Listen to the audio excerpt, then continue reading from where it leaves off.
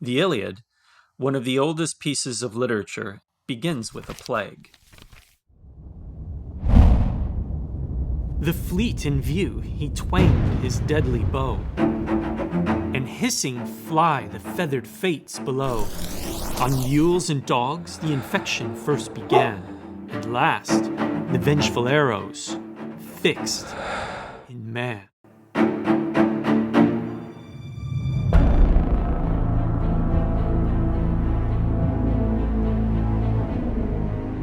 Stories about great change often begin with a plague. No matter how vast your kingdom or how tall your monuments, disease and infection weakened economies, armies, morale, and ultimately brought the demise of even civilizations.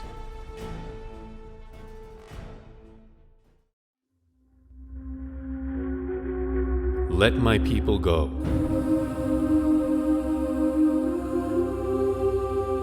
So that they may worship me. Or this time I will send the full force of my plagues against you, and against your officials and your people.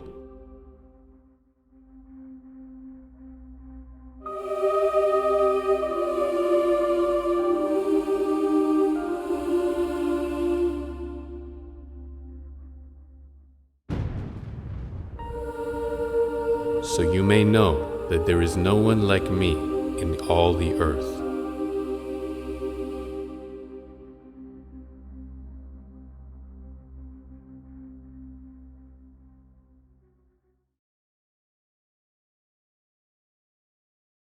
In story after story, once a human being has been humbled and the gods and their higher way of life are appeased, the plague is lifted. Notice just how clear that sounds. The plague is lifted. There's more to this plague than simply what's under a microscope. It's part of something bigger. There is unease and unrest even before the sickness spreads.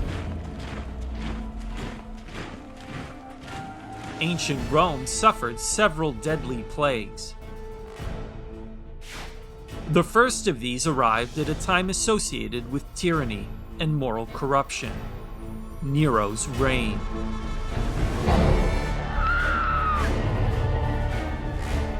Nero falsely accused and executed with the most exquisite punishments those people called Christians.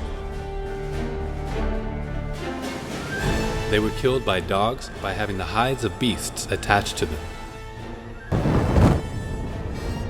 Or they were nailed to crosses or set aflame. When the daylight passed away, they were used as nighttime lamps.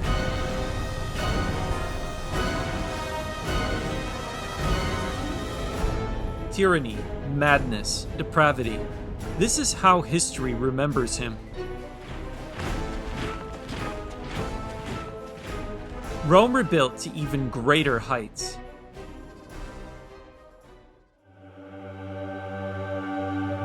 But even the Pax Romana could not withstand the plague. Unprecedented peace and prosperity came to an end when disease killed up to 2,000 a day and wiped out a third of the population in many areas.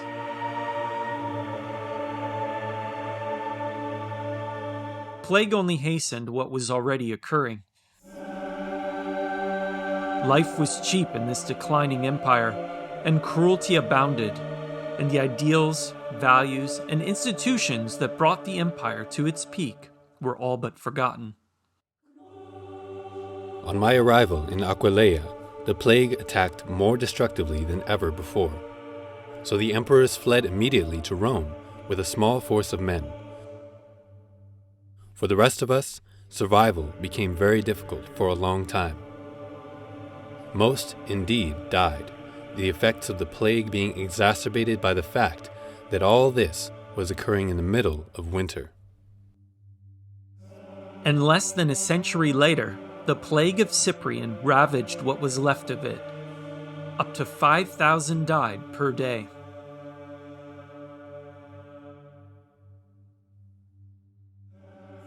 If Rome's great mistake was to persecute Christianity, then what is our mistake today?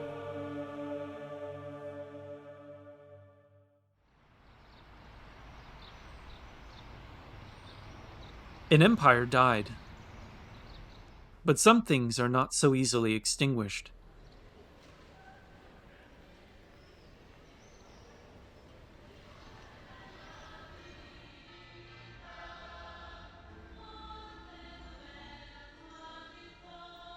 Generation after generation, century after century, millennium after millennium, plagues are part of the human experience. Civilizations come and go, but plagues always return. In China's highly developed civilization, people always knew that plagues were the will of heaven.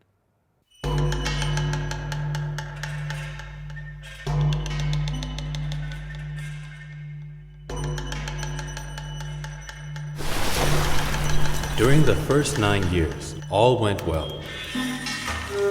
Grain harvests were large. The people were happy with their work. Doors were left unlocked at night. That was the period of first abundance. Another 9 years of prosperity followed. That was the second period of abundance. 9 years more, the fields continued to flourish. That was the period of third abundance. During that time, the people enjoyed great happiness. Who could have foreseen that extreme joy would give birth to sorrow? In ancient China, plague was a prelude to change. When a good king can reproach himself, the land prospers. When a king puts the blame on others, the country declines. When rulers became cruel and corrupt, natural disasters followed. Famine, rebellion, and destruction would bring each of these once great and powerful dynasties to a close. The Han Dynasty is considered a golden age. But its last years tell a different story. Massacres, puppet emperors, and the evil warlord Dong Zhuo incited war and rebellion. He would publicly torture his enemies for entertainment in gruesome ways, such as cutting out their tongues and eyes and burning them alive at banquets. The villain Dong Zhuo has robbed the empire and murdered the emperor. Heaven and earth will not bless him. The gods and men alike will not accept him. That period saw one of the worst plagues in China's imperial history. At its peak, the Han Dynasty population exceeded 60 million. After plague and war ravaged the last years of the dynasty, the population shrank to only 23 million by the time the dynasty fell. Out in the field are bones from dead people. I traveled 300 miles without hearing one rooster crow.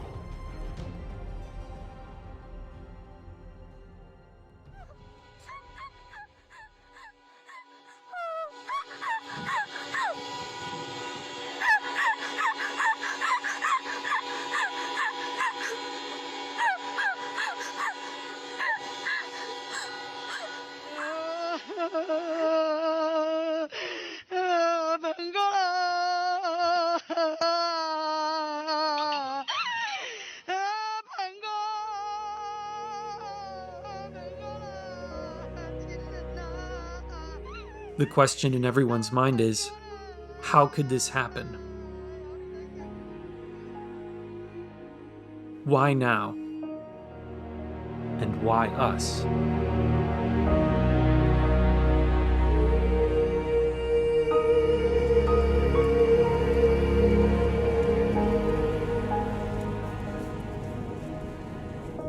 Many people feel that change is coming. Many people feel that we are at a turning point. Powerful empires in history had been brought to their knees by plague and infection. It's not far off to expect that history is repeating itself.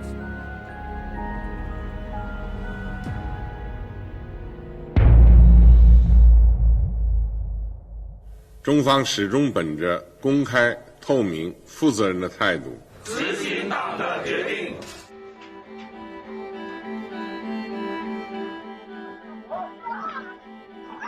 Here, truth can be harder to find than treatment. In China, ground zero for the pandemic, people are trapped. 毫无保留同各方分享防控和救治经验。重症患者我们不收，生活不能自理了我们也不收。这些做法体现了人道主义精神，体现了一个负责任大国的责任担当。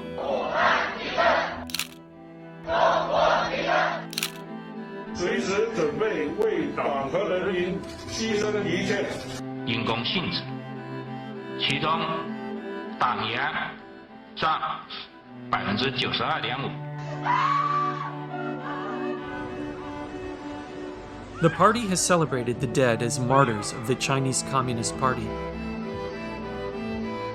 体现了中华民族同舟共济、守望相助的优秀传统。 In reality, they are the victims of a cruel regime.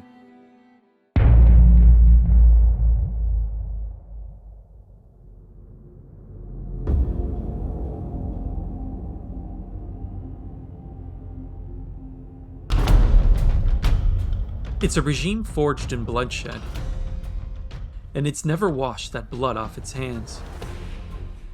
Its only goal is to sustain its power. All the time I don't feeling I'm safe here. China is still refusing to share the information we need to keep people safe. That people have no dignity, they have no value, and that they can do anything they want to them. And I sometimes worry that human life in China today has no value whatsoever.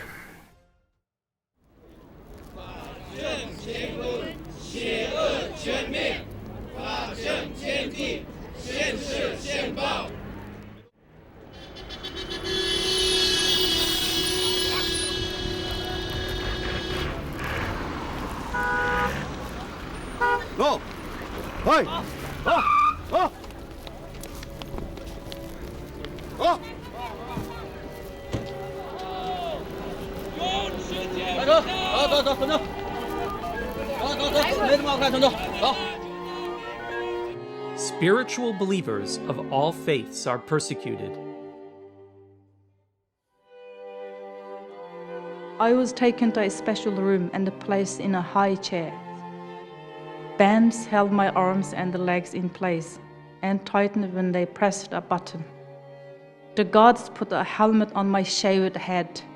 Each time I was electrocuted, my whole body would shake violently. Why? Simply because the Chinese Communist Party cannot allow people to believe God is higher than the party. Long live Xi Jinping. Anyone who could not memorize a book of slogans and rules within 14 days would be denied food or beaten. Would be 1.5 million people detained in concentration camps in Xinjiang right now. If the world had stood up and stopped what was happening to Falun Gong 10 years ago, not a chance. I was a young surgeon. We come to a place called Western Mountain Execution Ground. More than 100 armed police. They were there. Chief surgeon said, get the liver and the 2 kidneys. When they cut through, blood still coming out. That means this person's still alive. We couldn't say no because there's no way you can say no. Killing your own citizens who believe in truth, compassion, forbearance. You are killing these people for their organs? What outrageous behavior. Are you a civilized government? Are you worse than Hitler? Are you worse than Stalin? They're tortured to death until they renounce, or rounded up in concentration camps to be killed for their organs, which are sold on the foreign transplant market. It's inevitable that justice will prevail. However, it's our choice whether that happens sooner rather than later. Can we allow evil to write this chapter of human history?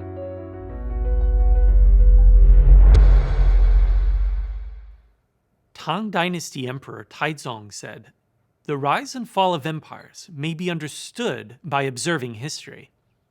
There is a lot of wisdom that has been passed down through the ages. Humanity has prevailed because we value integrity and compassion, human dignity and justice. But these values cannot survive under a tyrannical regime."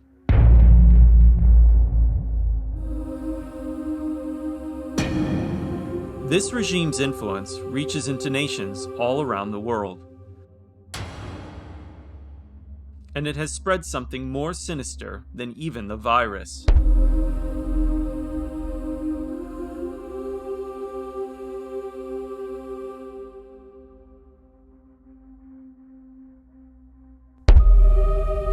The recent pandemic cast a harsh light on reality, and we see how the whole world has aided this evil regime.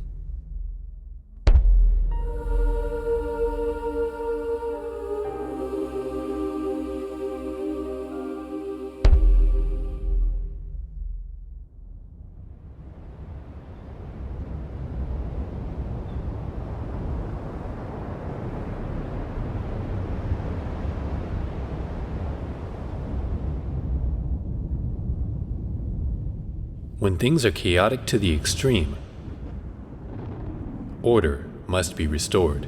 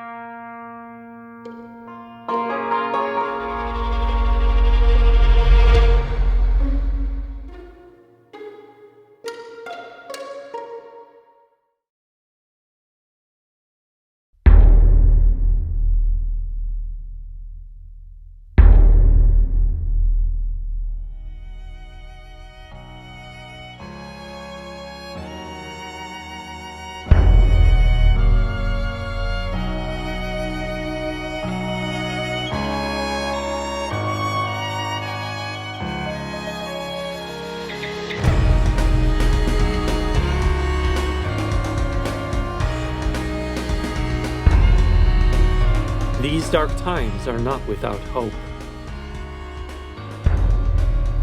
Though all of us come from different countries, cultures, and walks of life, we share universal values. We can still summon our compassion and integrity. We can still uphold justice and human dignity.